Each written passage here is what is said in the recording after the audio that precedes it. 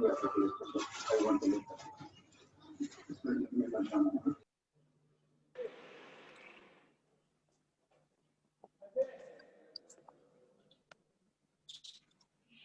Minute है, अभी बहुत सारे स्टूडेंट्स आर कनेक्टिंग, तो मैं उसको अलाउ कर रहा हूँ, मतलब okay. Hi, good afternoon friends. Good afternoon sir. Okay, तो आज का जो सेशन है, this is very interesting and very important. First of all, why we have decided to talk about this particular subject? Okay, what is the motive behind talking on this particular subject? Because in last 10-15 days, around about 5 to 7 of our students from Canada, I have got the phone calls regarding permanent residency relevant questions. Okay, so I thought it is a good time. The students, those who are planning to go, they should have a clear understanding, और उसको ये सारी चीजें अभी से पता होनी चाहिए कि मुझे कैसे प्लान करना चाहिए परमानेंट रेसिडेंसी के लिए। What are the important points I have to keep in mind. Please आप म्यूट कर दीजिए, जितने स्टूडेंट्स म्यूट नहीं है प्लीज म्यूट कर दीजिए। ओके, दूसरी चीज मैंने ये देखी कि स्टूडेंट्स, हम लोग ये मानते हैं कि those who are already in Canada, they have completed their studies. अगर वो 2-3 साल से वहां पे रहते हैं तो उसको सारी चीजें पता है। ऐसा नहीं है एक्चुअली। बहुत सारे स्टूडेंट्स जो अभी लास्ट 1 वीक में मेरी बात हुई, तो वो स्टूडेंट्स को ये सारी चीजें पता ही नहीं थी कि what is the importance of getting the qualification of certifications, और what are the different kind of qualification of certifications are available, way to approach. बहुत सारी चीजें हैं कि if you haven't studied those kind of specific programmes, though you are eligible to get into the qualification of certifications. तो ये कुछ points हैं, उसके बारे में हम डिस्कस करेंगे। जो मेन इंटेंशन एंड मोटिव है आज का, वो ये है कि आप लोगों को आज से ही पता होना चाहिए। मतलब कि for example, if you are planning to go on based upon student visa, तो permanent residency, most of the students are expecting to get the permanent residency after a couple of years. Once you complete your education in Canada, you should have to get the permanent residency. Most of the students, they have this kind of motives. तो मान लीजिए कि अगर आप इसको plan नहीं करोगे तो you will be land up in difficult situation. तो आपको ये पता होना चाहिए कि आज परमानेंट रेसिडेंसी कितने पॉइंट्स पे कट ऑफ होती है। समझ लो कि आज जो इमिग्रेशन परमानेंट रेसिडेंसी का इनविटेशन है, that is inviting the candidate those who have points somewhere around about 475। Okay, तो जिसके 475 पॉइंट्स है वो स्टूडेंट्स इनवाइट होते हैं इमिग्रेशन के लिए। तो अगर मैं आपको ये क्वेश्चन पूछूं कि आज से 3 साल के बाद ये पॉइंट्स कम होंगे या बढ़ेंगे, तो what should be your answer? आपका आंसर क्या होगा? बढ़ेंगे सर। बढ़ेंगे। क्यों बढ़ेंगे? मतलब ये मेन पॉइंट है, क्यों बढ़ेंगे? Because the number of people who are reaching Canada for PR is increasing and it's getting saturated, so they'll make it more strict, I think, sir. Okay, तो पहले टोटल कितने पॉइंट्स है? हम जो ये बात कर रहे हैं पीआर की, उसमें टोटल कितने पॉइंट्स में से 475 है? ये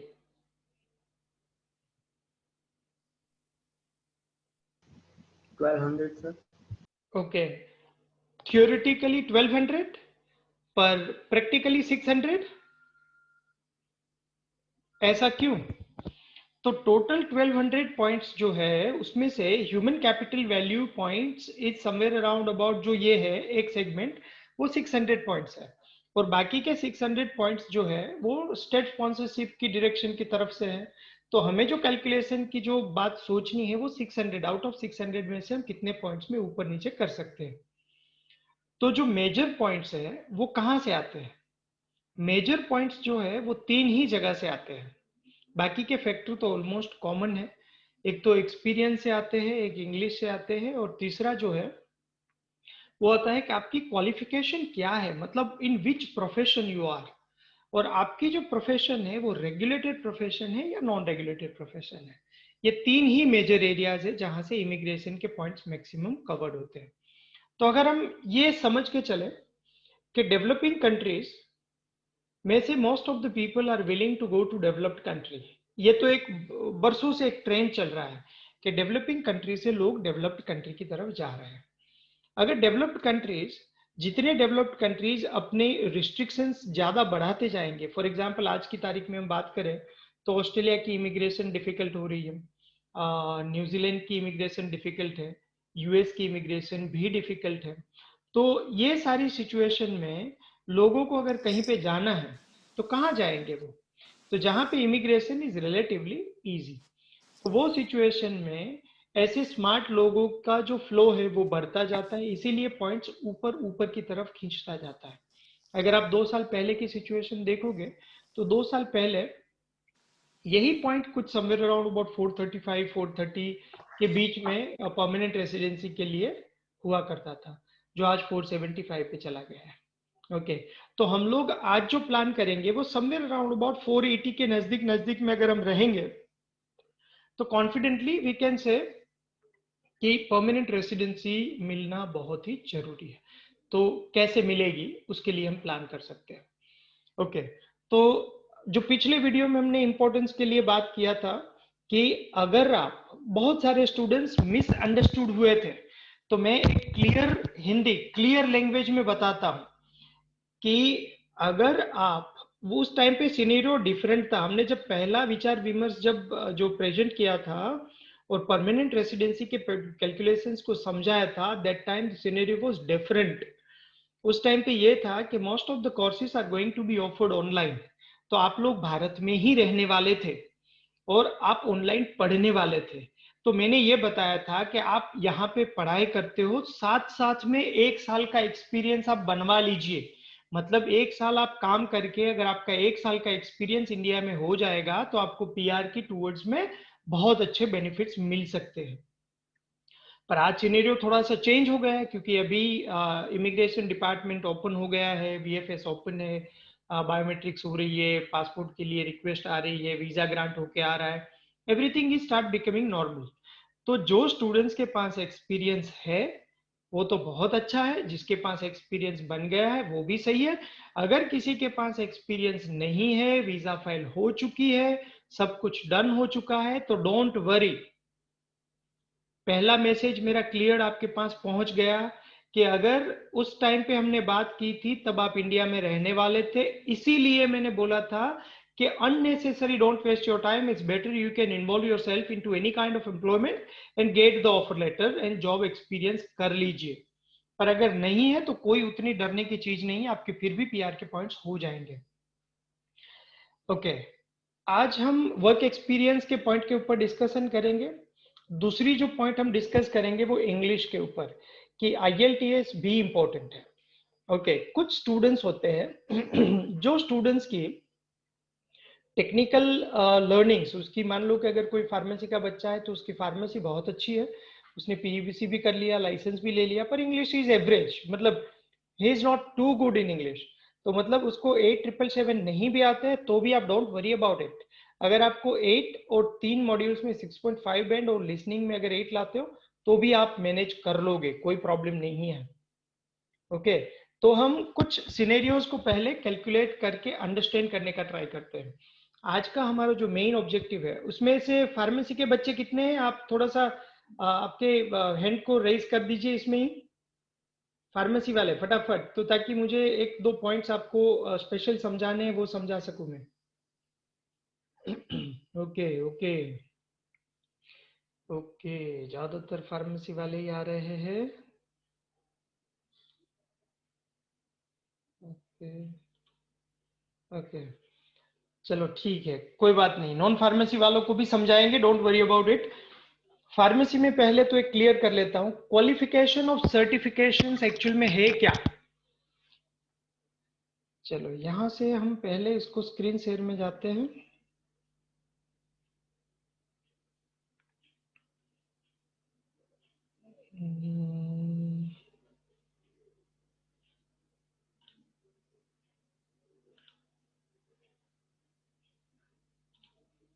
ओके,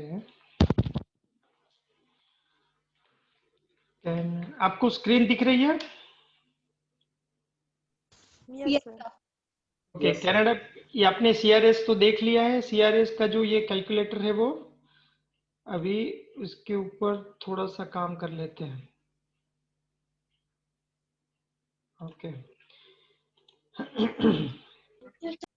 इसमें जाके मैं आपको एक पॉइंट का कैलकुलेटर करवाता हूं, ये आप देखते जाना। हाँ, मैरिटल स्टेटस, नेवर मैरिड, कितनी साल के हैं आप? करीब करीब 25-26 साल के होंगे ऐसा मान लेते हैं उस टाइम पे, at the time of application मान लेते हैं। ओके, इसमें से कुछ स्टूडेंट्स है जो इंडिया में उसने सिर्फ बी फार्मा की है इंडिया में, और उसको कुछ साल के एक्सपीरियंस है। ओके, तो वो स्टूडेंट्स इसमें से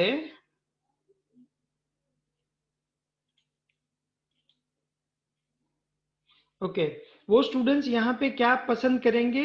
ये मास्टर्स डिग्री और professional degree needed to practice in license profession, इसको पसंद करेंगे। कौन? इंडिया में से जिसने बी फार्मा की है वो। ऐसा क्यों? यहाँ पे मैं हिट करता हूं इसको सी हेल्प में, आपको दिखाई देगा, देखो। Okay, Canadian degree diploma certificates में आइदर बीन एंटर्ड वाले पॉइंट्स पे नहीं, हमें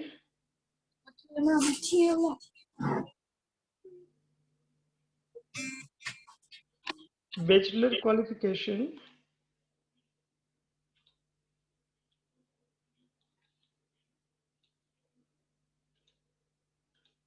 वर्ल्ड 25-26 ईयर एजुकेशन क्वालिफिकेशन। अभी अगर हम इंडिया से आप करते हो तो इसको सिलेक्ट करोगे क्योंकि आपकी प्रोफेशनल डिग्री है। अगर आप पीवीसी से डॉक्यूमेंट इवैल्यूएशन करवाते हो तो आप लाइसेंस प्रोफेशन की तरफ जा सकते हो, इसीलिए आपको ये सिलेक्ट करना है। मास्टर्स नहीं भी किया है तो भी आप कर सकते हो, पर अगर the students those who are going to Canada और वहां जाके वो पढ़ाई करते हैं तो वो ये पसंद करेंगे। ओके, 2 और मोर सर्टिफिकेट्स, एक आपकी इंडिया में से बी फार्मा की है वो, और सेकेंड आप वहां जाके कोई भी प्रोग्राम पढ़ते हो वो, तो आपके पास 2 डिग्री हो जाती है। कनाडा की डिग्री है आपके पास, यस। कौन सी है आपके पास? 1 और 2 इयर्स डिप्लोमा और सर्टिफिकेट कोर्स है। ऑफिशियल लैंग्वेज आपने दी है, यस। कौन सी दी है? IELTS दिया है। स्पीकिंग में आपको 7 बैंड है, लिसनिंग में आपको 8 बैंड है, रीडिंग में आपको 7 बैंड है, राइटिंग में आपको 7 बैंड है। आपने फ्रेंच लैंग्वेज दिया है, नो। आपके पास वर्क एक्सपीरियंस है, this is very important. Okay, last 10 साल में कनाडा में कोई भी एक्सपीरियंस है? यस, मुझे कनाडा में 1 साल का एक्सपीरियंस है। आपको इंडिया में कोई एक्सपीरियंस है? मान लेते हैं 1 साल का एक्सपीरियंस है। Do you have a certificate of qualification? इसको पढ़ लीजिए एक अच्छे से, और इसके ऊपर आज का सब्जेक्ट है, आज का डिस्कशन सिर्फ इसके ऊपर करना है, और उसका इंपॉर्टेंस मुझे आपके सामने स्टेबलाइज करना है कि this is very very important, we have to focus on this particular area. Do you have a certificate of qualification from Canadian province, territory or federal body? There are certain qualifications are accredited by the federal governments and certain qualifications are accredited by the provincial government, means वो states की authority में होती है और वो states उसको license देता है आपको practice करने के लिए। Certificate of qualification lets people work in some skilled trade in Canada. कुछ ऐसे प्रोफेशन है जहां पे काम करने के लिए आपको कुछ स्पेशल क्वालिफिकेशंस, स्पेशल लाइसेंस की जरूरत पड़ती है। अगर वो लाइसेंस है आपके पास तभी जाके आप क्वालिफिकेशन ऑफ सर्टिफिकेशंस में आप कंसिडरेशन करवा सकते हैं। ओके, ये जो चीज है उसका एक सीधा सीधा एग्जांपल आपको अगर मैं बताऊं तो फार्मेसी में से 2 क्वालिफिकेशन ऑफ सर्टिफिकेशंस को आप मान सकते हो। एक तो फार्मासिस्ट का लाइसेंस और दूसरा फार्मेसी टेक्नीशियन का लाइसेंस। तो ये 2 में से कोई भी लाइसेंस के लिए अगर आपको एज ए फार्मेसी टेक्नीशियन काम करना है और if you want to work as a pharmacist, आपको परमिशन लेनी पड़ती है गवर्नमेंट के पास से। That means you have to pass the certain examinations and on based upon that they will give you the license, and after that you are allowed to work in that particular profession. ऐसे ही कुछ professions है जो बहुत सारे students को पता नहीं होते हैं.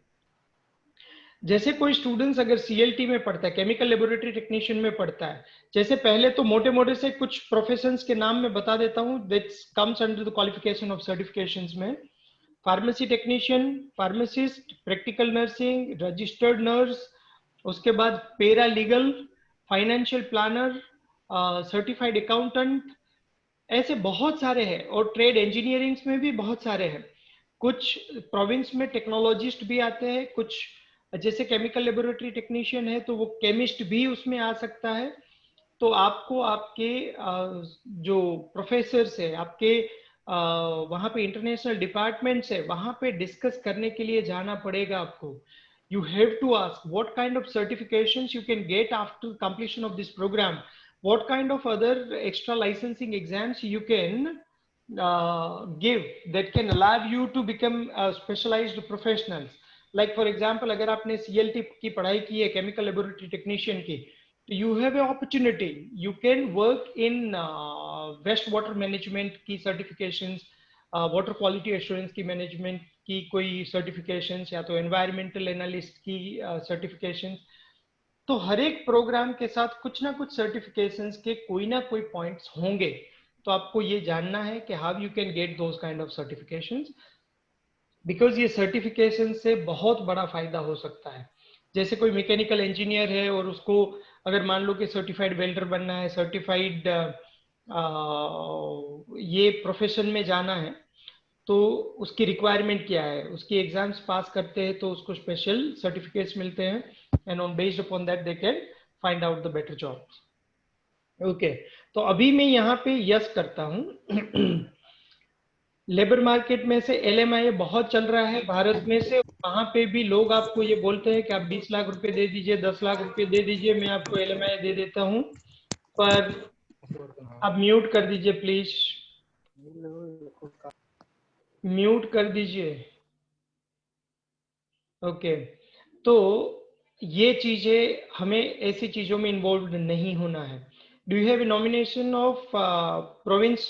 अभी के लिए ना बोलते हैं. स्पाउस वाली चीज को भी अभी के लिए नो कर देते हैं. और कैलकुलेट योर स्कोर. तो ये सिचुएशन में आपके स्कोर हो जाती है 517. ओके, तो आपके पास बहुत बड़ा बफर है, बहुत बड़ा मार्जिन है. यहाँ पे हमने 3 चीजों को लिया. एक आपकी इंग्लिश 8777.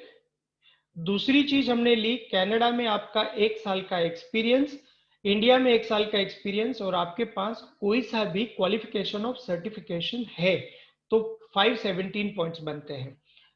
और अदर साइड इंडिया में अगर मान लीजिए कि आपका एक्सपीरियंस नहीं है 1 साल का, तो क्या होता है देखिए, कोई फर्क नहीं पड़ेगा. अगर मान लो कि यहाँ पे ये आपको दिख रही है, ये पॉइंट दिख रहा है आपको, foreign work experience. Screen share हो रही है ना अभी? Yes sir. Okay, Yes, sir. इसको मैं 0 कर देता हूं. ओके, फिर कैलकुलेट करता हूं. क्या फर्क पड़ा? कुछ नहीं, 517 ही था ना वो पहले भी. आप पार्टिसिपेट कीजिए, क्योंकि ये प्रैक्टिकल बात कर रहे हैं हम, इसमें मुझे कोई लेक्चर नहीं देना है आपको.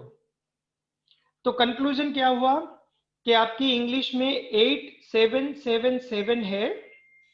आपके पास इंडिया में कोई एक्सपीरियंस नहीं है, कनाडा में 1 साल का एक्सपीरियंस है आपके पास, और आपके पास क्वालिफिकेशन ऑफ सर्टिफिकेशन है. ये 3 चीजें ही मैंने ली है. एक लिया है कि आपके पास इंग्लिश में 8777 है, कनाडा में 1 साल का एक्सपीरियंस है आपके पास, और क्वालिफिकेशन ऑफ सर्टिफिकेशन है. तो आपको 517 पॉइंट्स मिलते हैं. उसका मतलब ये कि आपको PR में कोई प्रॉब्लम नहीं आएगी अगर ऐसा होता है तो. ओके, तो यहाँ पे अगर हम फार्मेसी के बच्चों के लिए 2 क्वालिफिकेशन ऑफ सर्टिफिकेशन रख देते, एक टेक्नीशियन एंड एक फार्मासिस्ट. अगर आपके पास वो लाइसेंस हो गई तो कोई टेंशन नहीं है.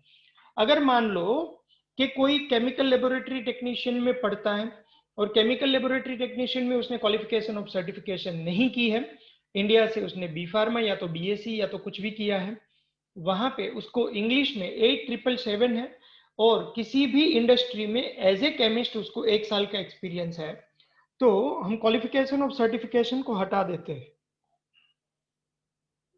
ये क्वालिफिकेशन ऑफ सर्टिफिकेशन को हटा देते हैं, ओके, तो इसके कितने पॉइंट बनते हैं?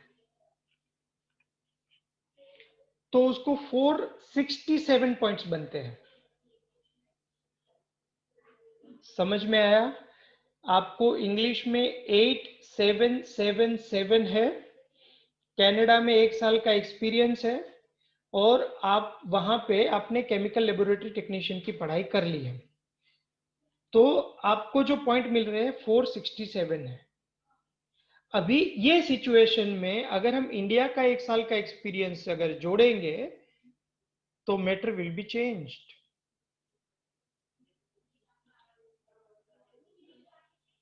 तो 505 पॉइंट्स हो गए।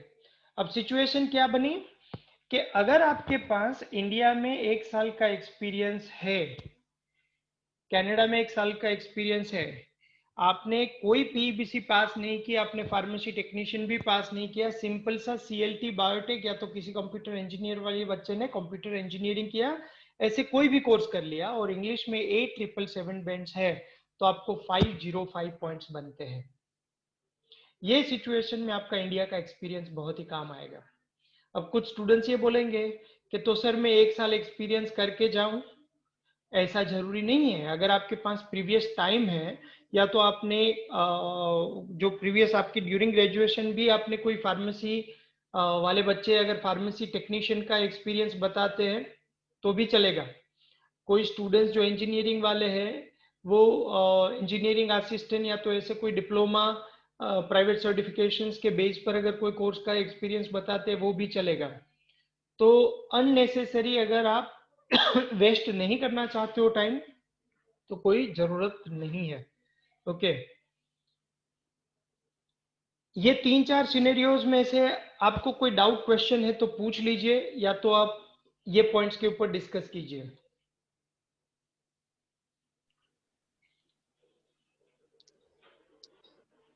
ओके, समझ में आ रहा है? एक्चुअली हमारा जो पॉइंट है वो आपको क्लियरली आप मैसेज पहुंच रहा है आपके पास कि सबसे पहला जो इम्पोर्टेंट पॉइंट है वो आपकी फील्ड में क्वालिफिकेशन ऑफ सर्टिफिकेशंस को आइडेंटिफाई कीजिए, that is very important, okay.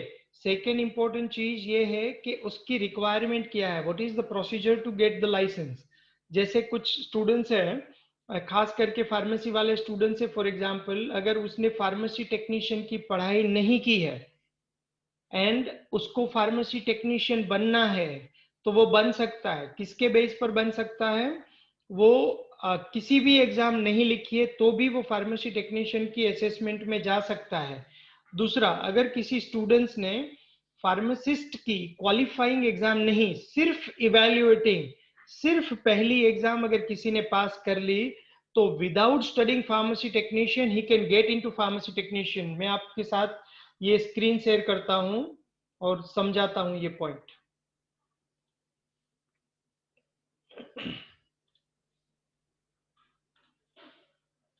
Okay.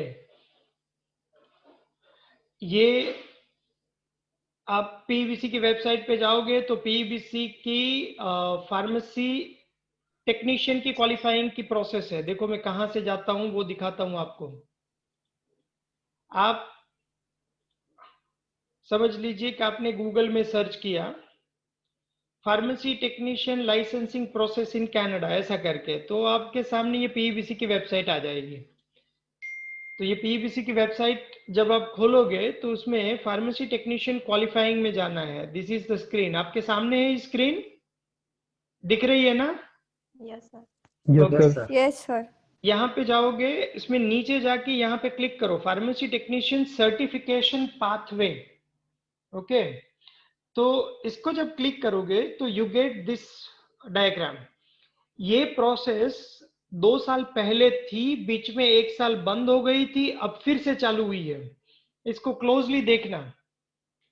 यहाँ पे 2 पॉइंट है, एक है इंटरनेशनल कैंडिडेट्स, तो ये क्लियरली यहाँ पे मेंशन है कि इंटरनेशनल कैंडिडेट्स, तो कौन इंटरनेशनल कैंडिडेट? Pharmacist abroad. तो जिस बच्चों ने बैचलर ऑफ फार्मेसी इंडिया से की है या तो किसी भी अब्रॉड से की है, that can comes under the international candidate that can get direct entry into this pathway, और उसको इवैल्यूएशन प्रोसेस करना है। After evaluation process they can get into qualifying process. तो उसके लिए एक रूट तो ये है। ओके, दूसरा रूट ये है कि अगर आपने डायरेक्ट एंट्री में जाना है तो आप नीचे आइए, डायरेक्ट एंट्री, ये जो पूरा एरिया है, this area is going to be bypassed, और आप डायरेक्ट यहाँ पे पहुंच सकते हो। जैसे कि pharmacy technician program CCAPP, that means जो सेंटिनियल में चल रहा है, मोहक में चल रहा है, हम्बर में चल रहा है, जॉर्जन में चल रहा है, किसी भी कॉलेज में जो फार्मेसी टेक्नीशियन का कोर्स चल रहा है, that is approved by CCAPP। अगर आपने ये प्रोग्राम 2 साल का सक्सेसफुली कंप्लीट कर लिया तो आप सीधा ही फार्मेसी टेक्नीशियन क्वालिफाइंग एग्जाम लिख सकते हो। उसका मतलब क्या हुआ कि आपने 2 साल की प्रोग्राम खत्म करने के बाद आपकी कॉलेज आपको एक सर्टिफिकेट देगी कि आपने सक्सेसफुली ये कोर्स कंप्लीट कर लिया है। उसके बाद आप PEBC के पास जाओगे, PEBC आपको ये एग्जाम में बैठने के लिए अलाउड करेगी। ठीक है, समझ में आया आपको? Yes sir. ओके, अब मान लो कि आपका कोई फ्रेंड जिसने फार्मेसी टेक्नीशियन का कोर्स ही नहीं किया, उसने केमिकल लेबोरेटरी टेक्नीशियन का कोर्स किया, पर उसने PEBC इवैल्यूएटिंग एग्जाम पास कर ली, मतलब फार्मासिस्ट वाली। ये सेकंड लाइन पढ़िए, PEBC pharmacist evaluating examinations are also eligible to get direct entry। समझ में आया? तो अगर 2 फ्रेंड है, एक ने फार्मेसी टेक्नीशियन की पढ़ाई की और दूसरे को फार्मेसी टेक्नीशियन पढ़ना था, लेकिन उसको 6 बैंड आइल्स में आ गए, इसीलिए वो रोता रहा कि भाई मैं तो फार्मेसी टेक्नीशियन अब पढ़ नहीं सकता हूं। तो उसको कोई टेंशन करने की जरूरत नहीं है। आप केमिकल लेबोरेटरी टेक्नीशियन पढ़ते हो तो भी आप फार्मेसी टेक्नीशियन बन सकते हो विदाउट स्टडिंग फार्मेसी टेक्नीशियन। उल्टा ये तो वो फायदा हो गया कि वो आप फार्मेसी टेक्नीशियन पढ़ते भी नहीं हो और फार्मेसी टेक्नीशियन बन जाओगे।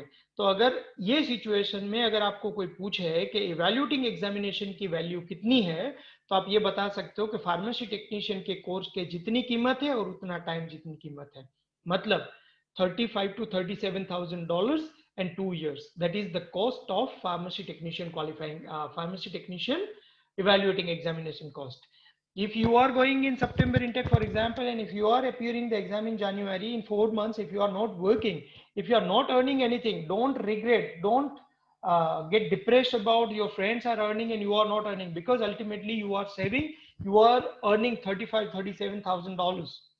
तो ऐसे आप खुद को समझा सकते हो। और ये फार्मेसी टेक्नीशियन की क्वालिफाइंग एग्जाम आपको कब काम आएगी? क्वालिफिकेशन और सर्टिफिकेशंस में काम आएगी। ओके, तो ये एक दूसरा इंपॉर्टेंट मैसेज मुझे आप तक पहुंचाना था। इसमें कोई डाउट क्वेश्चन है तो पूछ लीजिए आप। Sir, I have a doubt. Yes. Sir, if we do not do chemical laboratory technician, for example, अगर मैं research analyst course करके कोई भी करते हो, कोई भी करते हो, हाँ, ये तो मैंने एग्जाम्पल दिया केमिकल लेबोरेटरी, तो आप कुछ भी पढ़ते हो। Okay, so any course I can do, I'll still be eligible to write the technician examination. Yes. Licensing. Yes. Okay. Would there be an advantage in case of chemical laboratory technician, sir? मतलब related होगा क्या? नहीं, कुछ नहीं है related. ये तो एक एग्जाम्पल लेने के लिए बताया मैंने कि आप फार्मेसी टेक्नीशियन नहीं भी पढ़ते हो एंड फार्मेसी टेक्नीशियन आपको बनना है तो बन सकते हो, यू हैव ए ऑप्शन। पर ये ऑप्शन कब खोलोगे आप? जब आपकी फार्मासिस्ट के सारे दरवाजे बंद हो जाते तब। मतलब आपने फार्मासिस्ट की इवैल्यूएटिंग एग्जाम पास की तो ऑब्वियस है कि आप टेक्नीशियन की क्वालिफाइंग नहीं लिखोगे, आप किसकी क्वालिफाइंग लिखोगे? फार्मासिस्ट की ही क्वालिफाइंग लिखोगे। पर फार्मासिस्ट की क्वालिफाइंग के 3 अटेम्प्ट्स खत्म हो गए और अब आपके पास कोई ऑप्शन ही नहीं है फार्मासिस्ट बनने के कनाडा में, तब आप टेक्नीशियन के ऑप्शन को ओपन करके वहां पे आपका कैरियर बना सकते हो। ओके सर, टेक्नीशियन के लिए लिमिट नहीं है सर कि लाइक 3 times और एनीथिंग? लिमिट्स है, पर तब तक तो आप मैच्योर्ड हो जाओगे ना, फिर तो आप फेल नहीं होने दोगे टेक्नीशियन को तो। Yes sir.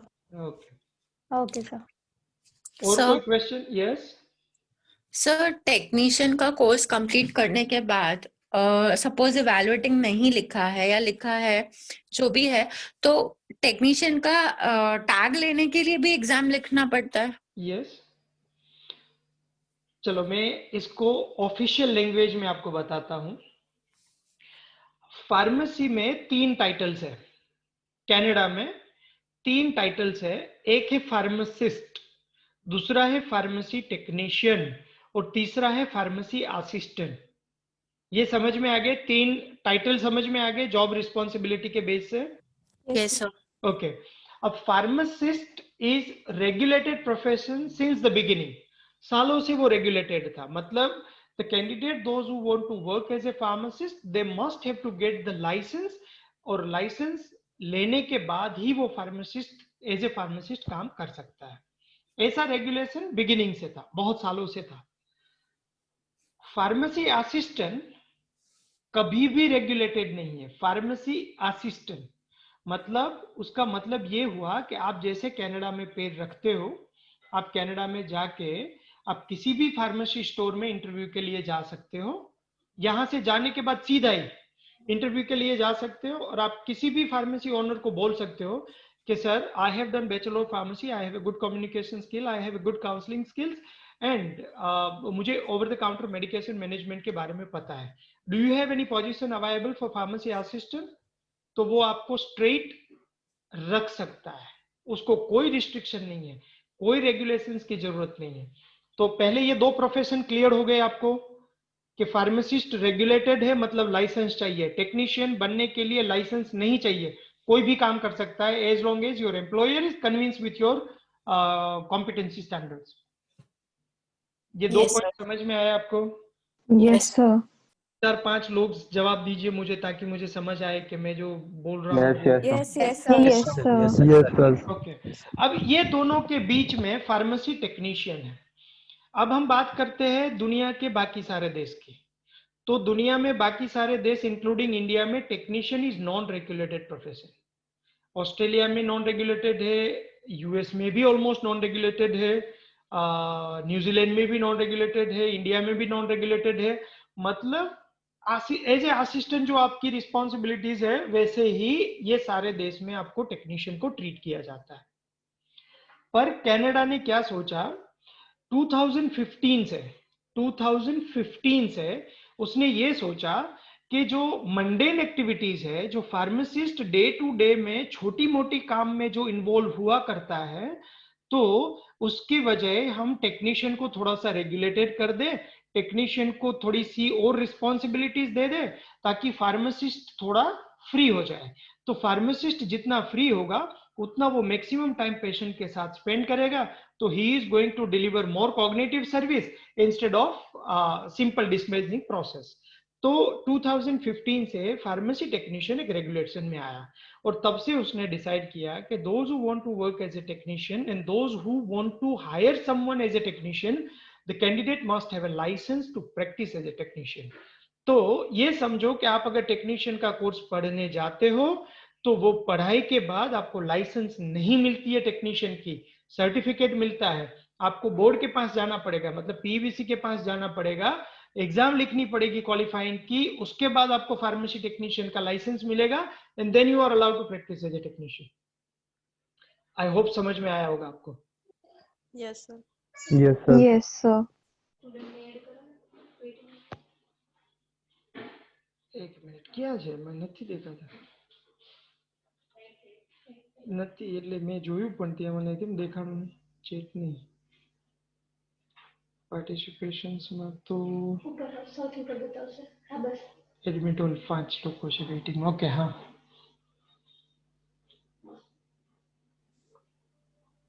ओके सिमरन, अदर स्टूडेंट्स, आपका क्वेश्चन कुछ सोल्व हो रहा है? Yes sir, completely. ओके, और कोई क्वेश्चन डाउट है तो पहले पूछ लीजिए। Sir yes, in the form, in the CRS form जो आप भर रहे थे सर, उसमें था कि pharmacist abroad. So in order to be called as a pharmacist abroad, should I get a license from India as a proof, or will B Farm be sufficient for that? for which country you are talking about? In Canada, sir. No, you don't require any license in India. Okay, because उस option में था pharmacist in India, so should we have to show our license as a proof? Okay, there are two different things. When you are applying for pharmacist evaluating document evaluation process, they are going to ask you about submission of the good standing certificate. Okay. तो अगर आप fresh graduate है, आपके पास licence नहीं है India में, पर you are eligible to become a registered pharmacist in India, तो आप कर सकते हो. आपको कोई फार्मासिस्ट में रजिस्ट्रेशन करने जाने की जरूरत नहीं है. पर अदर कंट्रीज है जहां पे आपको रजिस्ट्रेशन करना फर्ज है, मतलब इट्स मैंडेटरी. अगर आपके पास इंडिया में रजिस्ट्रेशन नहीं है तो आप वहां पे रजिस्ट्रेशन प्रोसेस में आगे नहीं बढ़ सकते हो. तो कनाडा में आपको रजिस्ट्रेशन करने की जरूरत नहीं. अभी तो खैर इंडिया में ऑर्गेनाइज हो गया. पहले ऐसा हुआ करता था कि there are certain colleges those who are offering a pharmacy program, bachelor of pharmacy program, but those programs are not approved by PCI. Okay. तो वो सिचुएशन में even though you have done your 4 year of bachelor of pharmacy, you are not eligible to get your license in India to practice as a pharmacist. Okay, okay. Problem था 3-4-5 साल पहले. अभी तो that has been resolved. So B Farm certificate itself is sufficient. Self is sufficient. Oh, आपको okay, sir. खाली Understood. एक declaration देना है कि recently I have completed my graduation and I haven't registered anywhere in the world and that's why I am not submitting the good standing certificate. बस ये Okay. 4 line लिख के submit करना है. Okay, sir. Thank you, sir. Yes और कोई questions? हम derail ना हो जाए वो ध्यान रखना. पहले आज का मेरा जो मेन मोटिव है वो दो ही चीजों पे है कि आप सर्टिफिकेशन ऑफ क्वालिफिकेशन को समझिए. सर्टिफिकेशन ऑफ क्वालिफिकेशन बहुत इंपॉर्टेंट है. बहुत सारे कोर्सेज में क्वालिफिकेशन ऑफ सर्टिफिकेशन हुआ करती है. आप आपके कोर्स कोऑर्डिनेटर के साथ बात करके, पढ़ाई के बाद थोड़ा टाइम होता है, उसके बाद उसके साथ बात कीजिए कि what are the other professions I can opt for. मैं कौन कौन से सर्टिफिकेशंस ले सकता हूँ. Do I get extra advantage for immigration to get that certificate. What is the procedure, what exam I have to give, those kind of things. Pharmacy के बच्चों के लिए मैंने रेडीमेड आपको 2 सर्टिफिकेशंस बता दिए, एक फार्मासिस्ट, एक फार्मेसी टेक्नीशियन. ओके. नर्सिंग वाले बाकी सारे बहुत सारे प्रोफेशन में भी है. और कुछ सिनेरियोज हम और चेंज करके देखेंगे कि अगर किसी, बहुत सारे हमारे स्मार्ट स्टूडेंट्स की इंग्लिश थोड़ी सी वीक होती है, फिर भी उसको पीआर मिल जाएगी, कोई टेंशन नहीं है. Sir, only for technical courses like pharmacist, nursing, if we are taking a diploma, only for that there will be qualification for certification or also for business में non-technical. भी होता है, बिजनेस में होता है. जैसे फाइनेंस में अगर कोई बंदा फाइनेंशियल प्लानिंग वहां पे पढ़ता है तो उसके बाद वो फाइनेंशियल प्लानर का सर्टिफिकेशन एग्जाम लिख देता है, तो उसको भी कंसीडर कर लेते हैं. Taken project management or project management में नॉर्मली नहीं होता है. प्रोजेक्ट मैनेजमेंट में नॉर्मली नहीं होता है क्योंकि वो थोड़ा सा जनरल मैनेजमेंट टाइप का कोर्स है. हाँ सर, बोलो. आपके पास ये 2 ऑप्शंस हैं, आपके पास फार्मेसी और फार्मेसी टेक्नीशियन. ओके. फिर भी आप पूछ लेना वहां पे, पर मुझे नहीं लगता है कि प्रोजेक्ट मैनेजमेंट में कुछ होगा. Right now for 1 year if you've taken project management and then the second year if we take something technical, I'm not saying चलेगा, कोई प्रॉब्लम नहीं. Okay. Apart from PEBC and this, if you have taken something technical, so on basis of that I can.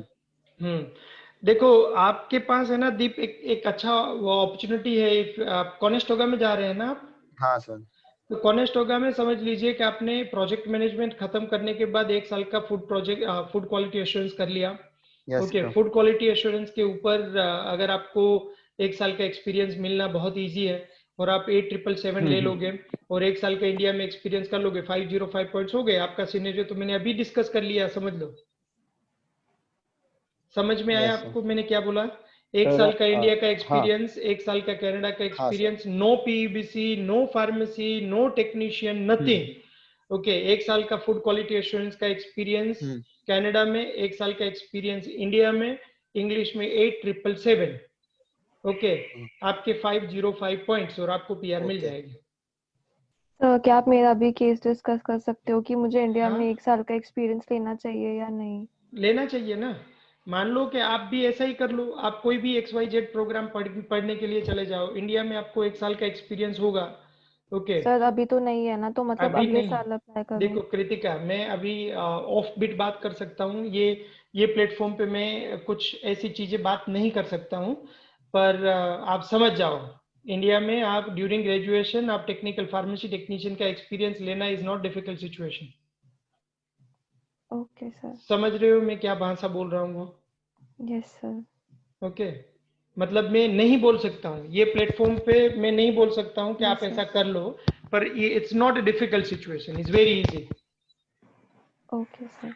Okay, ऐसा है तो हम बात कर लेंगे, एक बार फोन पे मैं बता दूंगा, पर मैनेज करना is not difficult at all. तो क्या हुआ आपके पास ड्यूरिंग स्टडी का, आपने बी फार्मा खत्म करने के बाद तो आप वैसे ऑफिशियली फार्मासिस्ट तो बन गए। Yes sir. आपकी जब फार्मेसी मास्टर चल रही थी, तो मास्टर्स के टाइम में अगर आप किसी भी फार्मेसी स्टोर में काम करते हो ऐसा आप दिखाओगे, तो वो आपका एक्सपीरियंस हो गया ना।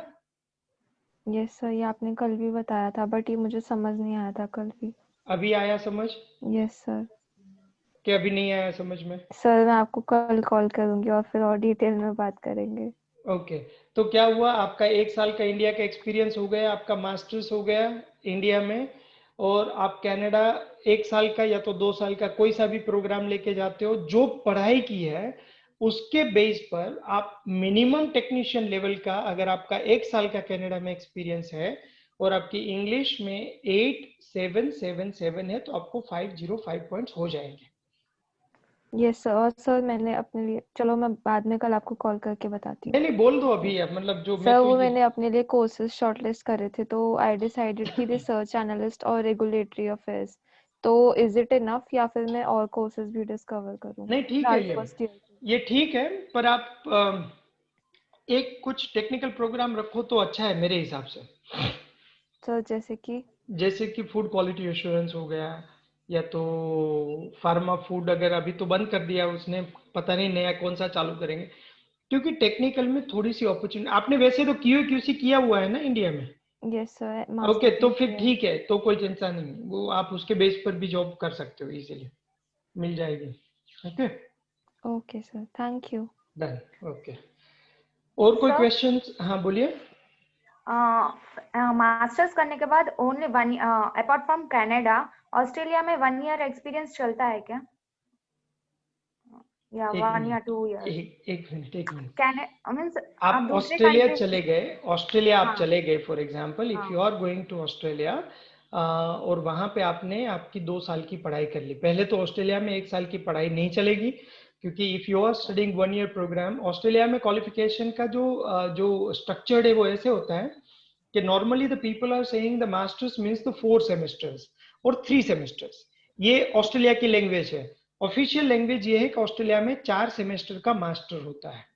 ओके, उसका पहला सेमेस्टर करने के बाद आप टर्मिनेट कर लेते हो पढ़ाई को, तो आपको एक सर्टिफिकेट दिया जाता है, उसको बोलते हैं पोस्ट ग्रेजुएट सर्टिफिकेट। 1 सेमेस्टर के बाद अगर आपने 2 सेमेस्टर कर लिया तो आपको एक डिग्री मिल जाएगी जिसको बोलते हैं पोस्ट ग्रेजुएट डिप्लोमा, और आप 2 साल के बाद वापस आओगे यूनिवर्सिटी में मास्टर्स करने के लिए, तो आपको बाकी के 2 सेमेस्टर की पढ़ाई करनी पड़ेगी और आपको मास्टर्स की डिग्री मिल जाएगी।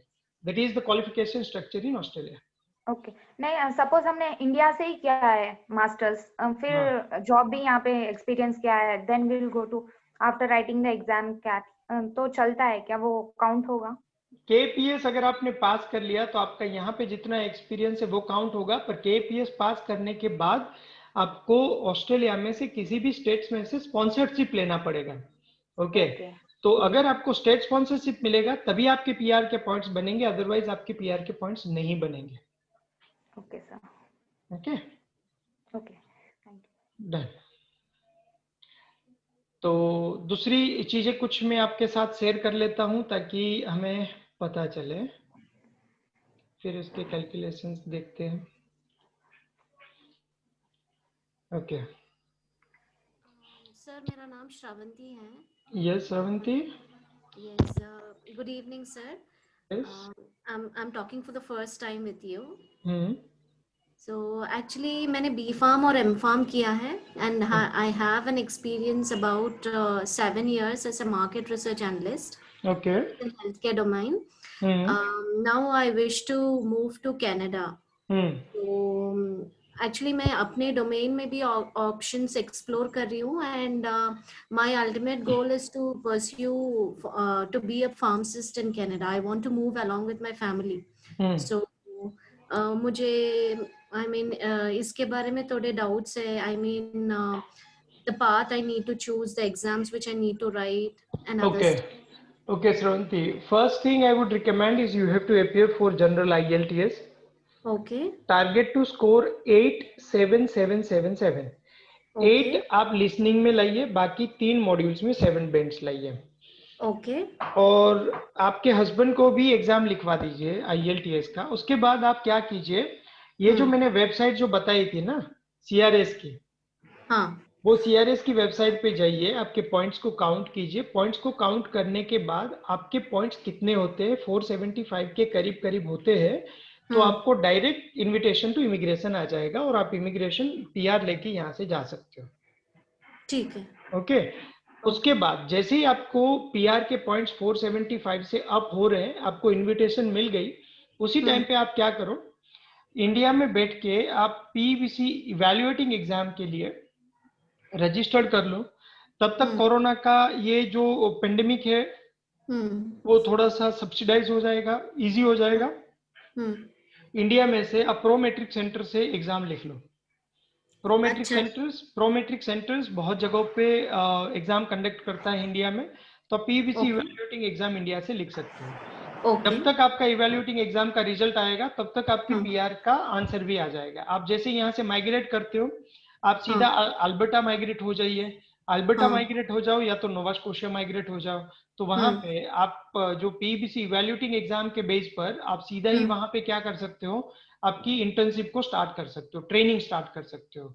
और वो ट्रेनिंग आपकी जैसे जैसे प्रोग्रेसिव होती है वैसे आप आपकी क्वालिफाइंग एग्जाम के दोनों पार्ट्स लिख दो. तो within 8-9 months to 1 year आपकी दोनों एग्जाम्स भी हो जाएगी, आपको 1 साल का एक्सपीरियंस भी हो जाएगा और आप फार्मासिस्ट का लाइसेंस भी ले लोगे और फिर आप वहां पे आपका प्रोफेशनल करियर को आगे बढ़ाते हो. That is the something that I would like to recommend you. Okay sir, internship paid होगी या अनपेड होगी सर? पहले आप ट्राई पेड का ही कीजिए क्योंकि पेड मिल जाना चाहिए. अच्छा. ओके. अगर पेड नहीं मिलती है तो आप क्वालिफाइंग पे डायरेक्ट लिख सकते हो. क्वालिफाइंग लिख के उसके बाद आप सीधा फार्मासिस्ट बन के फिर एज ए फार्मासिस्ट काम करो. पर थोड़ा सा ट्राई करोगे तो पेड इंटर्नशिप मिल जाना चाहिए. It's not an issue. ठीक है सर. क्वालिफाइंग एग्जाम भी प्रोमेट्रिक सेंटर में लिख सकते हैं या वहां जाने के बाद? पहली प्रोमेट्रिक्स में लिख सकते हो, पर एक एग्जाम तो ओरल है तो वो तो आपको वहां पे ही लिखनी पड़ेगी. अच्छा, ठीक है. डन. सर मैंने ब्रिजिंग कोर्स के बारे में भी कुछ सुना था. जरूरत नहीं ब्रिजिंग की. Bridging course is not mandatory. कुछ स्टूडेंट्स, आप सब लोग सुन लीजिए ये पॉइंट. मैंने बहुत बार ये बात की है, आगे भी कहता रहूंगा, पर आज this is the golden opportunity. If Shravanti she has asked this question. जो bridging programme is offered by 2 university. One is university of Toronto and second is university of British Columbia. अगर आपने ओंटारियो में क्वालिफाइंग एग्जाम की दोनों exams first attempt में पास कर ली तो आपको ब्रिजिंग करने की जरूरत नहीं है. अगर आपको क्वालिफाइंग की किसी एक एग्जाम में एक अटेम्प्ट भी हुआ तो आपको ओंटारियो में ब्रिजिंग करना पड़ेगा. तो सबसे बेहतरीन क्या है, अगर आपको अटेम्प्ट हो गया क्वालिफाइंग में तो ओंटारियो को छोड़ के बाहर चले जाओ, फार्मासिस्ट का लाइसेंस लेके वापस आ जाओ टोरंटो में. ओके. देसी वाली बात समझ में आ रही है ना? यस. हेलो, एक ही स्टूडेंट्स ने रिस्पॉन्ड किया, बहुत सारे फार्मासिस्ट को ये जरूरी है समझना. Sir can you repeat once? IPG, जिसका नाम है IPG, international pharmacy graduate bridging program, वो सिर्फ कम्युनिकेशन प्रोग्राम है, skills development of the pharmacy professionals those who want to work. मतलब मेरे हिसाब से बकवास है, कोई उतना इम्पोर्टेंट नहीं है. That's my personal opinion. Okay, that's is expensive as well as is not required. पर ऐसा करके रखा है कि दो स्टूडेंट्स को क्वालिफाइंग एग्जाम में 2 एग्जाम्स आती है, एमसीक्यू एंड ओस की। तो एमसीक्यू एंड ओस की अगर मान लो कि आपने दोनों एग्जाम फर्स्ट अटेम्प्ट में पास कर ली, तो आपको बोलेंगे नहीं कि आपको ब्रीजिंग करना है, ओके। पर अगर आपको एक में भी फेल हो गए और दूसरी बार अटेम्प्ट करके लिखना पड़ा, तो आपको बोलेंगे कि आपको ब्रीजिंग करना पड़ेगा। तब आप क्या करोगे, ओंटारियो को छोड़ दो, किसी और स्टेट में चले जाओ, वहां पे उसकी इंटर्नशिप खत्म करके लाइसेंस ले लो। फिर फार्मासिस्ट का लाइसेंस मिल गया, फिर तो आप नापरा में रजिस्टर्ड हो गए ना, मतलब फिर तो आप किसी भी स्टेट में मूव करके वहां पे लाइसेंस ट्रांसफर कर सकते हो, और वहां की सिर्फ लाइसेंसिंग फीस भरना होता है बस। समझ में आया Deep? Yes sir, yes sir. Mumbai में फार्मेसी स्टोर, गुजरात में मेडिकल स्टोर खोलना है तो क्या करना है, गुजरात में आके गुजरात फार्मेसी काउंसिल को पैसे भर देना है, और आपका लाइसेंस गुजरात में ट्रांसफर हो जाएगा और आप गुजरात में फार्मासिस्ट बन जाओगे। डन? हाँ, यस सर। सर एक डाउट था सर, फिर से गुजरात में बी फार्मा नहीं पढ़ना पड़ेगा। हाँ, yes Aishwarya. sir, will M farm make a difference? Means if I do B farm and go here, or if I do M farm करने से will I get extra points? नहीं, कुछ नहीं मिलेगा। Master, so it makes no difference. कुछ नहीं फर्क पड़ेगा आपको, मैंने बताया ना। इसीलिए अगर आप इंडिया से एप्लीकेशन करते हो, ओके, तो आप वैसे भी प्रोफेशनल लाइसेंस क्वालिफिकेशन में हो, तो आपको मास्टर्स के इक्विवेलेंट पॉइंट्स तो वैसे ही मिल जाते हैं। पर बहुत सारे कंसल्टेंट को ये रूल पता नहीं है, इसीलिए वो क्या करवाते हैं कि आपकी पहले म्यूट कर दीजिए प्लीज। इसीलिए वो वेज से एनालिसिस करवाते हैं, आपका डॉक्यूमेंट असेसमेंट वेज से करवाते हैं, वेज से नहीं करना है। पीईबीसी से अगर आप डॉक्यूमेंट इवैल्यूएशन करवाओगे तो इंडिया से भी आप बी फार्मा के बेस पर आपको 7 पॉइंट्स एक्स्ट्रा मिल जाएंगे। ओके, तो मास्टर्स एंड डी फार्मा में कोई अंतर नहीं रहेगा। Okay sir, thank you. Okay, तो अभी हम ये पीपीटी को शेयर कर लेता हूं ताकि मेरा जो पॉइंट्स है वो मिस ना हो जाए। चलो, importance of qualification of certifications में पहले English, experience in Canada, experience in India and qualification of certificates, ये 4 पॉइंट्स है जो हमें इंपॉर्टेंट देखना है।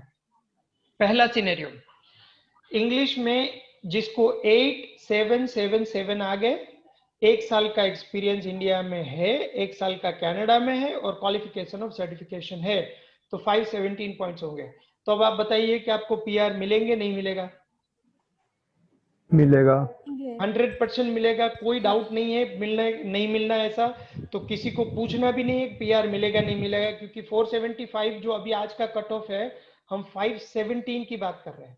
ओके, कुछ स्टूडेंट्स है जो बोल रहे हैं कि नहीं यार, मुझे तो इंडिया में एक्सपीरियंस नहीं है, I don't want to do anything. तो कोई फर्क नहीं पड़ता है। देखिए, ये IELTS में 8777, इंडिया में नो एक्सपीरियंस और 1 साल का एक्सपीरियंस कनाडा में, और आपको क्वालिफिकेशन ऑफ सर्टिफिकेशन है, तो भी 517 होते हैं। दोनों में सेम है पॉइंट्स, 1 साल का एक्सपीरियंस इंडिया में और 0 एक्सपीरियंस इन इंडिया में, तो पॉइंट्स में कोई फर्क पड़ता नहीं है। पर फर्क कहाँ पे पड़ता है? जब आपके पास क्वालिफिकेशन ऑफ सर्टिफिकेशन नहीं होता है तब।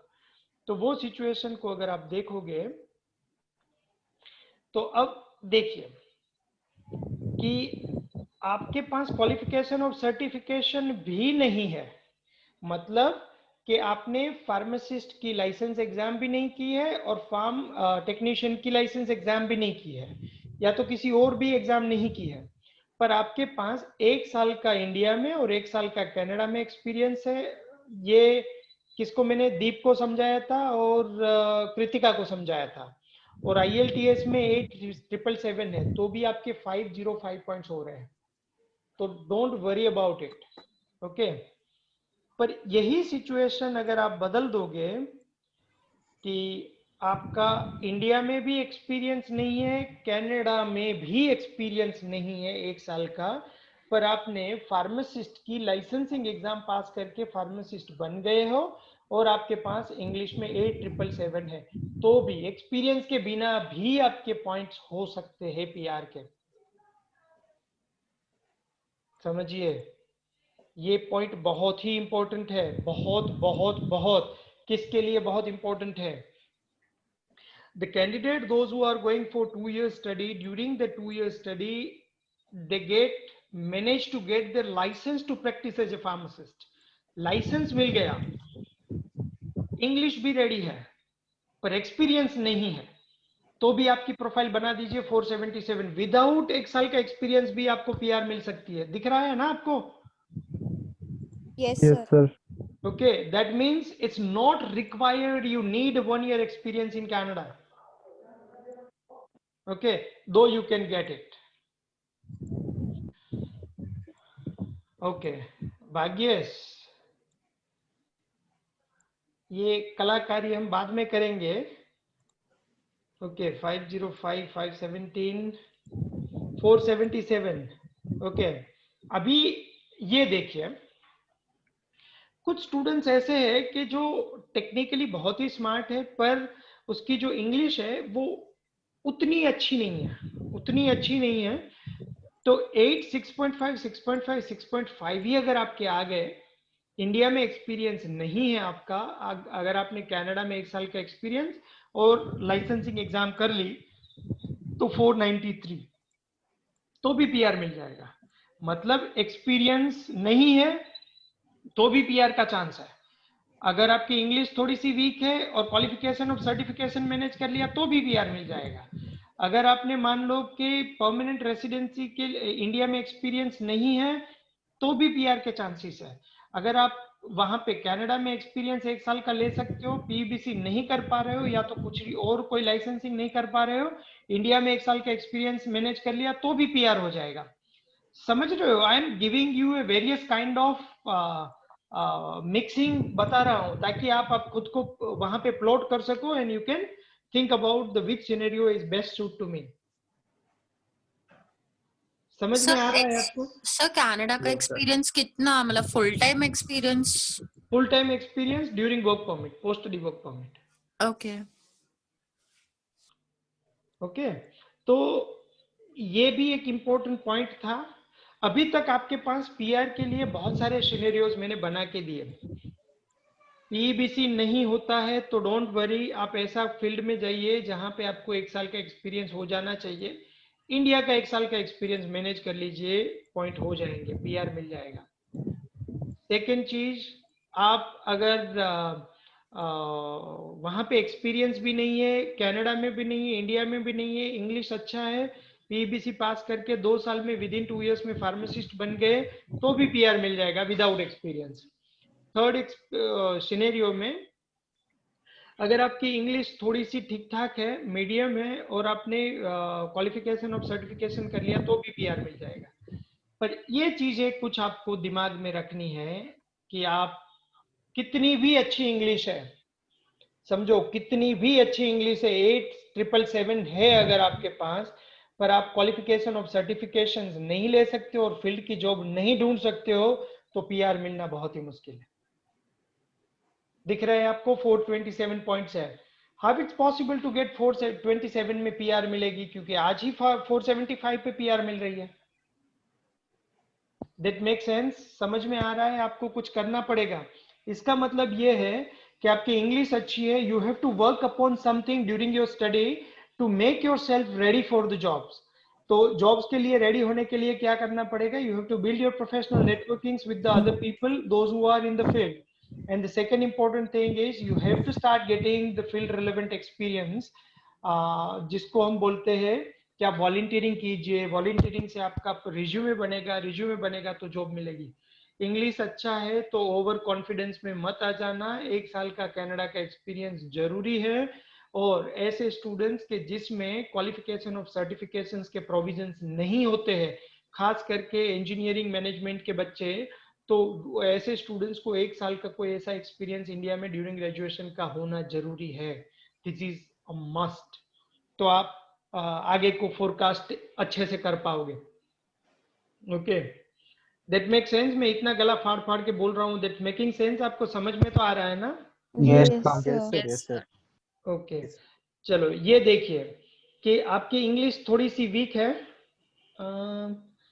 I have doubt, I have doubt. अच्छा हाँ, सॉरी, आपने पीबीसी भी पास कर ली, आपके पास फार्मासिस्ट का लाइसेंस भी आ गया, पर आपने एक्सपीरियंस नहीं है आपके पास और इंग्लिश थोड़ी सी वीक है, तो भी पीआर में दिक्कतें आएगी। ओके, तो ये पॉइंट भी एक देख लेना। समझ रहे हो ना ये कि आपके पास क्वालिफिकेशन ऑफ सर्टिफिकेशन भी है, इंग्लिश थोड़ी सी वीक है, पर एक्सपीरियंस नहीं है इंडिया और अब्रॉड में, तो प्रॉब्लम्स आ सकती है। यहाँ पे देखिए कि आपके पास इंडिया का 1 साल का एक्सपीरियंस है और क्वालिफिकेशन ऑफ सर्टिफिकेशन है और इंग्लिश वीक है। इन कनाडा का एक्सपीरियंस नहीं है तो भी प्रॉब्लम है। इसीलिए अगर 2 चीजें इंपॉर्टेंट है, either you have a good English or you have average English but you can manage to get experience in your field in Canada, और तीसरी चीज good English, no experience in Canada but you have qualification of certification है, तो आपको PR मिल जाएगी। तो मैं आपके साथ ये पीपीटी शेयर कर देता हूं।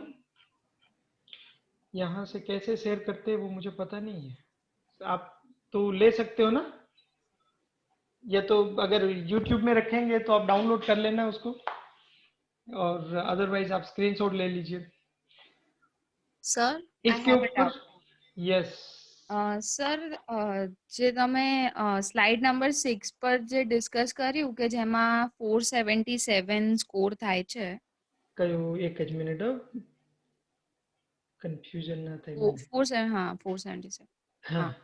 તો સર એમાં તમે જે હમણાં ફાર્મસી ટેકનિશિયન રિલેટેડ કીધું કે અગર પીબીસી માં ઇવેલ્યુએટિંગ એક્ઝામ પાસ કરી દઈએ તો ફાર્મસી ટેકનિશિયન ના લાયસન્સ માટે મતલબ we can be a pharmacy technician. तो सर अगर क्वॉलिफाइंग एग्जाम मतलब विद इन 2 years खाली આપણે ઇવેલ્યુએટિંગ એક્ઝામ જ ક્લિયર થઈ ને ક્વોલિફિકેશન એક્ઝામ ના થઈ તો પછી એના બેસિસ એ બી આપણો તો ક્વોલિફિકેશન ઓફ સર્ટિફિકેશન કહેવાય જ ને? Qualification of certification means that's the final license. Final license એટલે टेक्नीशियन, मैं हिंदी में बोलूंगा जिनल ताकि the other students can get something. Okay, तो अगर मान लो कि आपने फार्मेसी इवैल्यूएटिंग एग्जाम का फर्स्ट पार्ट आपने पास कर लिया तो आपको क्वालिफिकेशन ऑफ सर्टिफिकेशन नहीं मिलेगा until and unless you can pass the pharmacy technician qualifying exam और आपके पास फाइनल लाइसेंस हो जाना चाहिए कि ना you can practice as a pharmacy technician, उसको क्वालिफिकेशन ऑफ सर्टिफिकेशन बोलते हैं। ओके ओके, मतलब जो हमने पीबीसी की इवेल्युएटिंग एग्जाम दी उसके बाद हम डायरेक्ट फार्मेसी टेक्नीशियन की एग्जाम दे सकते हैं? Yes, perfect. Okay okay okay, done done, या थैंक यू। और ये पॉइंट्स 99% सही है, पर सब सेम जैसा दिख रहा था, इसीलिए आपको प्रैक्टिस तो यहाँ पे ही करनी है, समझो। इसको मैं स्टॉप शेयरिंग कर देता हूँ और आप स्क्रीन शेयर कर लीजिए और आप आ जाइए यहाँ पे, इसके ऊपर प्रैक्टिस कीजिए। आपके दिमाग में जो चल रहा है ना, तो ऐसी सिचुएशन को यहाँ पे बदल दीजिए और फिर आपके पॉइंट्स लिखते जाइए कि ये मैंने सिनेरियो बनाया था और ये पॉइंट आया, ये सिनेरियो बनाया था, ये पॉइंट आया, तो इजी रहेगा आपके लिए। ओके, तो आज का जो मेन पॉइंट्स थे वो मुझे ये 3 पॉइंट शेयर करने थे। अभी हम क्वेश्चन आंसर कर लेते, डिस्कशन करते हैं। बोलिए। पीबीसी से अपना डिग्री कैसे इवैल्यूएट करवाते हैं? What is the procedure for? PBC से डिग्री इवैल्यूएट करने की प्रोसीजर है, वो सबसे पहले आपको नापरा में रजिस्ट्रेशन करना है। नापरा मीन्स नेशनल फार्मेसी रेगुलेशन की जो एसोसिएशन है, मतलब जितने प्रोविंस है वो सबका एक एसोसिएशन है, उसमें पहले आपको रजिस्ट्रेशन करना है। That is a very quick process, आधे घंटे में हो जाती है। आफ्टर हाफ एन आवर आप जब उसकी फीस पे करते हो, 300 something is a fees dollar, वो पे करने के बाद आपको एक नापरा आईडी मिलता है, that's a national ID number. वो नेशनल आईडी नंबर वो थ्रू आउट द प्रोसेस आपका कॉमन रहेगा। ये नंबर के बाद आपको दूसरा जो स्टेप्स फॉलो करना है वो पीबीसी डॉक्यूमेंट इवैल्यूएशन, उसका ऑनलाइन फॉर्म भरना होता है, उसकी प्रिंट आउट निकाल के उसमें जैसे स्पेसिफिकेशन से वो हिसाब से फोटोग्राफ्स लगा के नोटराइज करना है, उसके साथ उसके सपोर्टिव डॉक्यूमेंट्स को कुरियर करके भेजना है। जैसे ही आप ऑनलाइन फॉर्म भरते हो तो विद इन 1 वीक में they are going to issue the PEBC number. वो जब तक आपकी जर्नी पीईबीसी के साथ रहती है तब तक वो नंबर वैलिड होता है। उसके बाद आपका नापरा आईडी नंबर है वो यूज होता है। ओके, और जैसे ही वहां से कंफर्मेशन आ जाता है उसी टाइम पे आपको जनरली ये करना चाहिए, मैंने बहुत बार स्टूडेंट्स को बताया है कि when you are doing your PEBC document evaluation always you have to make a request for ECA. ECA के लिए भी रिक्वेस्ट कर देना चाहिए। ईसीए मतलब क्या है कि assessment for immigration, assessment for immigration. तो इमिग्रेशन के लिए जो आपका असेसमेंट हो जाता है वो 5 साल की वैलिडेशन के लिए होता है और उसके आपको पॉइंट्स मिलते हैं। मतलब इंडिया से अगर आप करते हो तो मास्टर्स की इक्विवेलेंसी में बी फार्मा काउंट हो जाता है। ओके तो ऐसा करना है, वो ऑनलाइन प्रोसेस है और मिक्स है, मतलब ऑनलाइन भी करना है और आपको कुरियर भी करना है। जो कुरियर करने का है वो कॉलेज में, कॉलेज के जो रिसेंट वो अभी चैताली यहाँ पे डिटेल में समझाएंगे ना तो हम डीरेल हो जाएंगे, अभी हम प्रोसेस समझाते हैं। पर आपको जो ट्रांसक्रिप्ट है वो डायरेक्ट सोर्स से भेजनी है और दूसरा जो आपका जो लाइसेंसिंग के रिलेवेंट डॉक्यूमेंट्स है वो डायरेक्ट सोर्स से भेजना है। डायरेक्ट सोर्स मतलब का कोई अलग चार्ज रहता है? किसका? ECA का डॉक्यूमेंटेशन इवैल्यूएशन का? कुछ नहीं उसका चार्ज। ओके ये सारी चीजें मैंने आपको सैंपल के साथ रखी है पोर्टल में, सैंपल के साथ कि ये डॉक्यूमेंट्स ऐसा दिखता है, ये डॉक्यूमेंट्स ऐसा दिखता है, ये डॉक्यूमेंट्स ऐसा आएगा, ये सारी चीजें मैंने रखी है। ठीक है फिर भी अभी आप बहुत सारे तो नहीं, कुछ देखा हुआ है पर अभी बस ये वीजा वाला प्रोसेस खत्म हो जाए फिर उसमें कंप्लीट करना है। सही है सही है। बहुत डिले हो गया है अब सब। नहीं वो हो जाएगा पर कोई टेंशन नहीं है।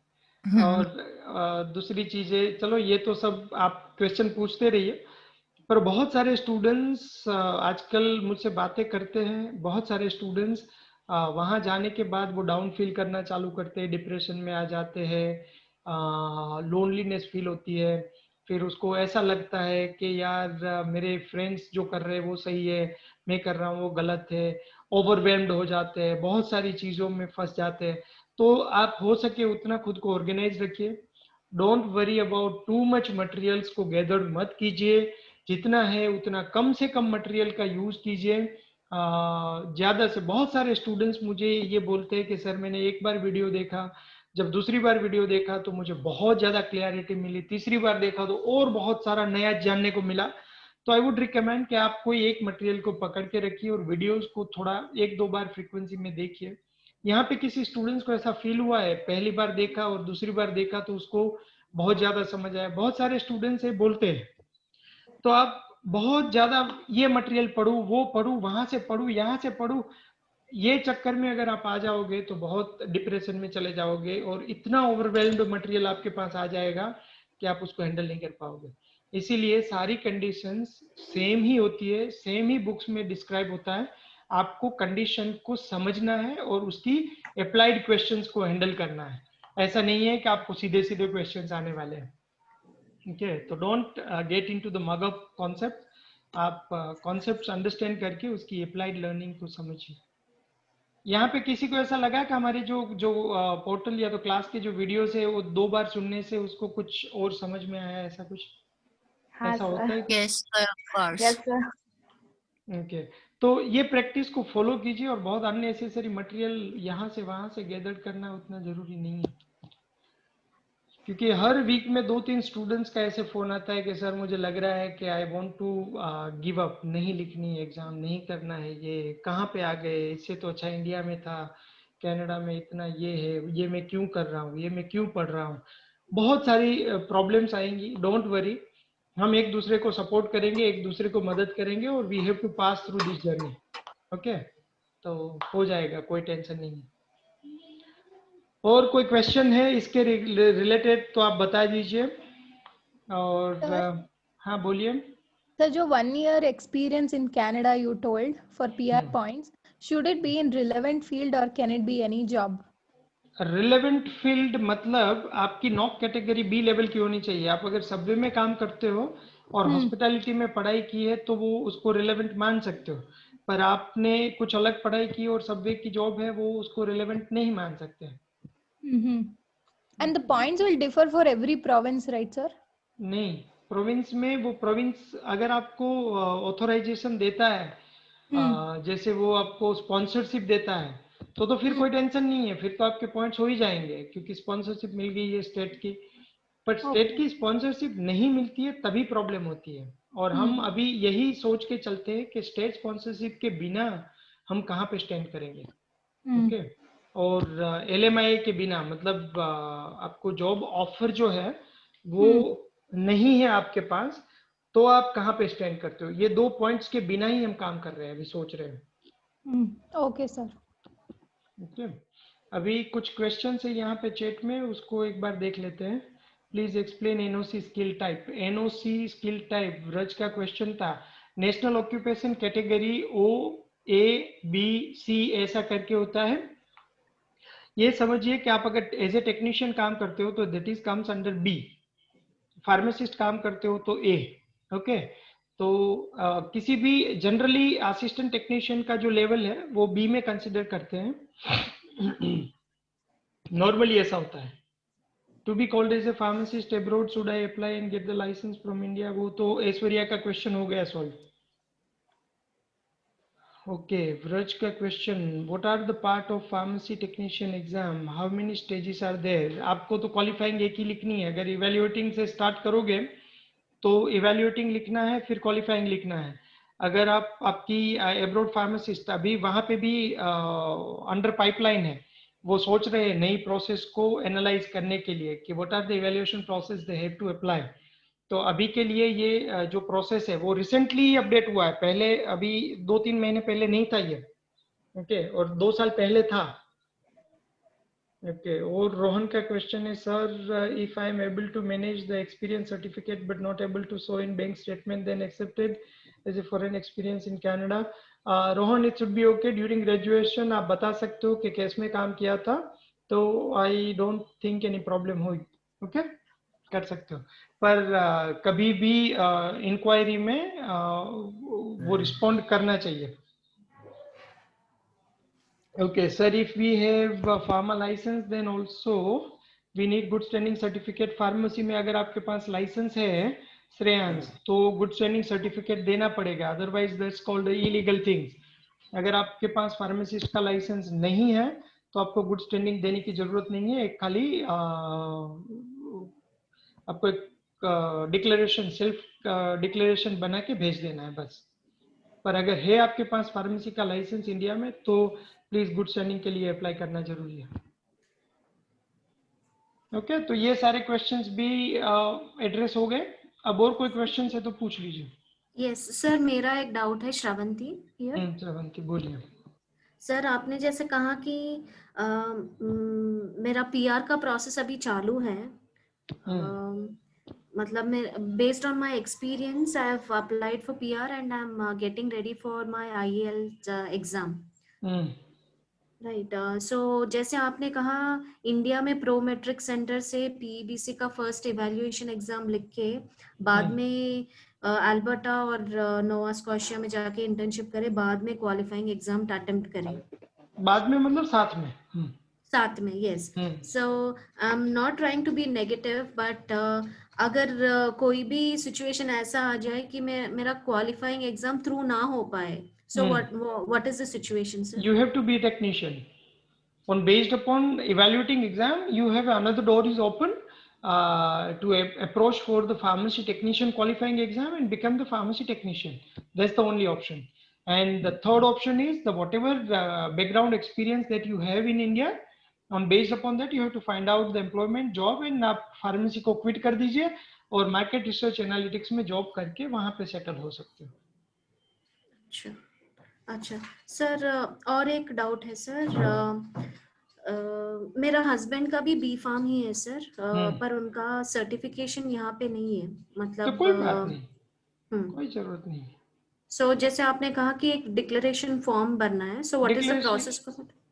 कुछ नहीं, डिक्लेरेशन देना है सिर्फ कि I am not license anywhere in the world and that's why I am not submitting the qualifying good standing certificate, that's it. Okay okay, yes sir. Okay sir, thank you. और कोई questions? Sir, यहाँ का 1 साल का experience prove करने के लिए क्या शो करना पड़ता है proof as a pharmacy technician और असिस्टेंट? आइडियली आपके पास जॉब ऑफर होना चाहिए, आपके पास ज्वाइनिंग लेटर होना चाहिए, सैलरी स्लिप्स होनी चाहिए, आईटी रिटर्न्स होने चाहिए और आपका बैंक स्टेटमेंट होना चाहिए। Ideally this are the things you should have. Okay, मतलब कि अगर आप अभी से स्टार्ट कर रहे हो तो you can manage to get all this things, but आप अगर प्रीवियस सिचुएशन से कर रहे हो तो इसमें से आपके पास कितना हो सकता है, सैलरी स्लिप केस की बना सकते हो आप, और आप joining letter and appointment letter बना सकते हो, और आईटी रिटर्न भी अगर रिसेंट है तो आप भरवा सकते हो, अगर थोड़ा दूर हो गया है तो अभी तो आप नहीं भरवा सकते हो। So salary slip in cash will not be a issue for आगे जाके ना, 1 साल का एक्सपीरियंस दिखाया तो। देखो एक्सपीरियंस दिखाओगे, इश्यू आएगा, ये सारी चीजें तो आप अगर इलीगल कर रहे हो तो इश्यू आएंगे, अगर आप ऑफिशियल कर रहे हो तो कोई प्रॉब्लम नहीं है। Sir, but the thing was like I had worked for not a year, lesser than a year. तो इसलिए सर वो लास्ट 3-4 महीने का कैसा था कि दिखाया नहीं ना, कैश में दिखाना पड़ा, तो इसलिए प्रॉब्लम वो था।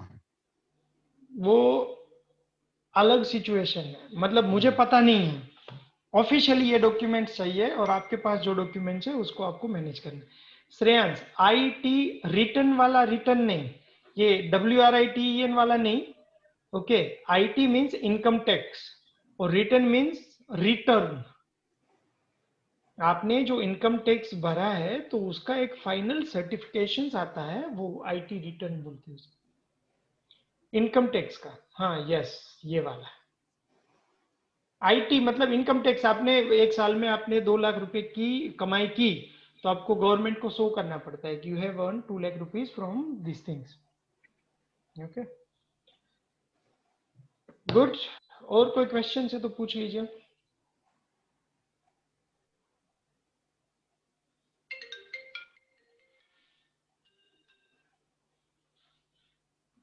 Hello. No, sir, no questions. Okay done, चलो तो आज का सेशन यहाँ पे ही खत्म करते हैं। आई होप आप लोगों को कुछ ब्रॉड स्पेक्ट्रम में कुछ अंडरस्टैंडिंग बनी होगी, पर मेक श्योर 3 चीजें आज का जो कैप्सुलेट करते हैं कि आज की जो हमारी टॉक थी वो इसके ऊपर है कि डोंट वरी अबाउट एक्सपीरियंस नहीं है तो कोई चिंता करने की जरूरत नहीं है। आप अगर वहां पे क्वालिफिकेशन और सर्टिफिकेशंस के प्रोग्राम में जा रहे हैं तो मैनेज हो जाएगा। अगर आप ऐसे प्रोग्राम्स में हैं, अगर आपसे मैनेज हो सकता है तो वर्क एक्सपीरियंस मैनेज कीजिए। ऐसा भी नहीं है कि कनाडा में 1 साल का एक्सपीरियंस चाहिए, आपकी इंग्लिश अच्छी है और आपने सर्टिफिकेट पहले ही ऑर्गेनाइज करके रखा है विद इन 2 इयर्स में, तो immediate after completion of your study you can get permanent residency. तो बहुत सारे पॉइंट्स हमने आज डिस्कस किए हैं। अगर आपको कोई डाउट क्वेश्चंस आता है तो आप इसको फिर से एक बार सुन लेना, क्योंकि ये यूट्यूब में लगा देंगे सानिया मैम, तो आप कभी भी उसको एक्सेस करना है तो कर सकते हो। Thank you very much, have a good time, bye bye. Thank you sir. Thank you sir. Sir आपका नेक्स्ट सेशन कब होगी सर?